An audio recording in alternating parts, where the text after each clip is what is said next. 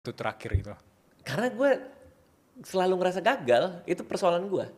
Oke. Setiap hal yang gue lakuin itu gue gagal, tapi gue abis itu gue bikin lagi gue gagal lebih baik.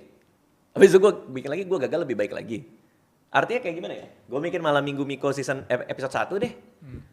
Itu gambarnya masih burik apa segala macem. Terus pas gue nonton, kok gak bagus ya.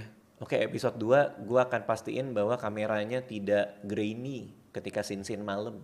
Bikinlah gue episode 2. Terus gue lihat kameranya memang sudah tidak grainy apa segala macam. Kok ngambil gambar gue tuh ketika gue ngarahin DP-nya, kameranya kok agak kagok-kagok ya. Oke deh, nanti kalau jadi dibeli sama Kompas TV, episode 1 gue bikin lebih. Jadi gagalnya itu gue cicil. Jadi gue tuh gak pernah bikin sesuatu di mana gue bilang ini masterpiece. Itu gak pernah gue seumur hidup gue. Karena perjalanan gue adalah mencari magnum opus gue tuh apa gitu ya. Which is gue gak bakal bisa dapat menurut gue. Tapi itulah kenapa. Itu terakhir gitu.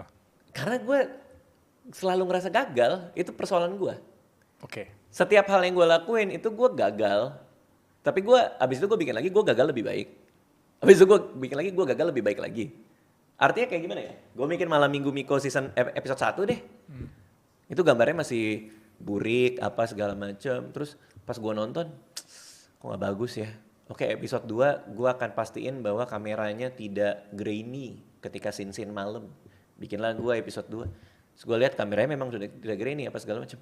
Kok ngambil gambar gue tuh ketika gue ngarahin DP-nya, kameranya kok agak kagok-kagok ya.